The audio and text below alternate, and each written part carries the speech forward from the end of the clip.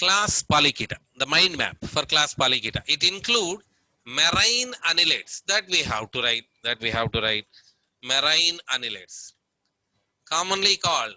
These are marine annelids, which are commonly called brazil worms. Marine annelids, commonly called brazil worms. Okay, so these are marine annelids. These are commonly called brazil worms, and these are free living. That free living and free moving, not sedentary in that way. Okay, and that some of them are going to be in burrowing manner. Some live in burrows. Okay, are tubicolas. That means tube dwelling. We can say tubicolas are tube dwelling. Okay, next, the remaining characters will make in the form of mind map. The head is distinct. So showing the head. Head is clearly distinct, and head contain sense organs such as eyes and tentacles. Head contain sense organs. So this is the first point. Head is distinct and head contain eyes and tentacles. That is the second point. Head is distinct. Head contain eyes and tentacles. Okay. So how the diagram is coming, no matter, because we are not going to draw this diagram. Okay, this we are not going to draw this diagram in examination. So eyes, tentacles, and palps are present. So that is about the second point. Head is distinct. Head with sense organs such as eyes, tentacles, and palps. Next, the remaining body we call it as trunk. The segmentation is present, external segmentation, and in the trunk, the body region, will find parapodia. Para, aside, poda, food, that we say parapodia, we can say. So I am going to draw the parapodia here. So these are the parapodia. Okay, that is the third point. The parapodia, which bear, these parapodia bear many setae. So let me show you the setae. That parapodia contain many setae. That is the fourth point. And setae are helpful in locomotion. Parapodia contain many setae. Setae are helpful in locomotion. And itself in the parapodia, so many blood capillaries are present. Parapodia contains setae, and also parapodia is vascularized. That means blood capillaries are present. So in that way, parapodia is for respiration also. Parapodia is for respiration also. We know clitellum is a unique feature of annelid. That clitellum is absent. That will write. The clitellum is absent. Okay. Next, they are unisexual. So for that, I am writing the two animals I will show you. That unisexual, that means male and female, separate. Unisexual, that is the seventh point. Unisexual, male and female are separate. Next, gonoducts are absent. Like earthworm is having vasa differentia, that gonoducts are absent. Gonoducts are absent. Clitellum is absent. Next, gametes shed into the coelom. That means gametes. So let me show you the segment. Gonoducts are absent. That is the 8th point. And the gametes will come into the coelom. So gametes, like means sperms and ovum, shed into the coelom, and from there they release out. The gametes will shed into the coelom and they release out. That means fertilization occur through outside in the water. So what do we call it as? External fertilization. Such kind of fertilization is called external fertilization. So how they are coming out through the nephridiopores. That is about 9th point. External fertilization is the 10th point. And development include a larval form, we say trochophore larva. So small form I am writing here, just showing our creativity, that's all. Development include trochophore larva. That is indirect development. We should say like this, indirect development. Okay. So let me say from the beginning. So first of all, what we said, the first point, head is distinct. Okay. So head is distinct. So head is distinct. Okay, next, the second point. Here what we have to write? Head bare. Head bare.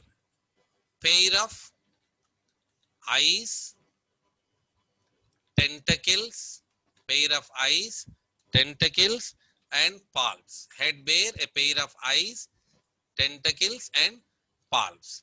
Next, third point. Each segment of the body contain parapodia. Here is the next point, parapodia. Next, fourth point, parapodia contains setae for locomotion. Next, fifth point, parapodia is vascularized. That means blood capillaries are present.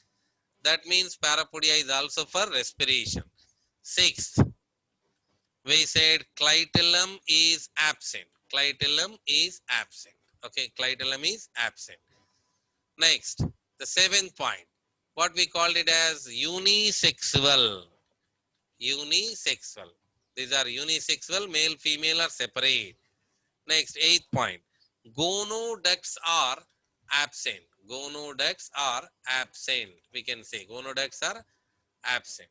So that's why if the gonoducts are absent, how does the gametes are transferred? The gametes released into the coelom. That is the ninth point. Gametes released into the body cavity, into coelom, and exit out through nephrediopores. Exit out through nephrediopores. That is the ninth point. Exit out through nephrediopores. Okay. Next, the 10th. What do you call? External fertilization is present. External fertilization. Fertilization is external. Okay. Fertilization external. Next, development include a larval form called trochophore. Trochophore is the larva. Development is indirect with a larval form called trochophore. So let me say once again, head is distinct, then trunk bare, parapodia. Parapodia contains setae for locomotion. Parapodia is vascularized with many blood capillaries that act like gill for respiration. Okay, next, head bare, a pair of eyes, tentacles and palps. Then clitellum is absent. Clitellum is absent. Unisexual animals. Gonoducts are absent. Gametes are released into the body cavity and they exit out through the nephrediopore. Fertilization is external. Development include indirect development, which include trochophore larva. Okay. So this is the diagram. So I request you to take the screenshot of this particular mind map. Will make us to the revise easily when we say Polychaeta. That should come in mind. This diagram should come in mind. Okay, so if you take the screenshot, I'll remove that particular points. Okay, next. So just what I am doing here, we are removing all these particular points. So this is the inevitable. We should remember it as we don't have any diagram. We can't draw sea or ocean. Marine annelids, bristle worms, free moving and burrowing. Some are burrowing and some are tubicolas. Okay, now let's start. Number 1. So can you able to say you have to take the screenshot of this also. That means empty screenshot for practice. Okay, number 1. Head is distinct. Very good. Head is distinct. Okay, number 2. Pair of eyes, tentacles, Head and has pair of tentacles eyes and and tentacles. Head bear a pair of eyes and tentacles and palps. Okay, number 3. parapodia. Trunk bear, parapodia. Yeah, trunk bear, body segments, each segment bear, parapodia. Number 4. Parapodia bears Parapodia has many setae. locomotion. Yeah, parapodia bear, setae, setae for locomotion. Number 5. Blades are vascularized with many capillaries. Yeah, parapodia is respiration. vascularized for Respiration. respiration. Very good. Number 6. Clitellum is absent. Clitellum is absent. Clitellum is absent. Number 7. Unisexual. Yeah, unisexual animals. Number 8. Gonoducts are absent. absent. Very good. Gonoducts are absent. Number 9. Gametes are released Gametes are released directly into the coelom. Yeah, gametes are released into the body cavity because gonadets are absent, released into the coelom and exit out through Nephridium. nephridiopores. Number 10, external External fertilization. fertilization. fertilization external. Number 11, 11. Trochophore larva. Yeah, Larva. larval form is trochophore. And examples, nereis commonly called sandworm. Sandworm. Nereis Sandworm. commonly called sandworm or ragworm or clamworm. We use it to say. Okay, next we have Aphrodite. Aphrodite, sea mouse. We can say Aphrodite or sea mouse. Example, Arenicola. Arenicola, lugworm. Arenicola is one more example, that is lugworm. So, should write examples. Arenicola, lugworm, Aphrodite, sea mouse, and nereis, sandworm. So, this is class Polychaeta. We should practice. That means after all reading the text, we should practice the with empty diagram, how many points you're able to say. So, but after all practicing 5 to 6 times, that will come easily. Okay.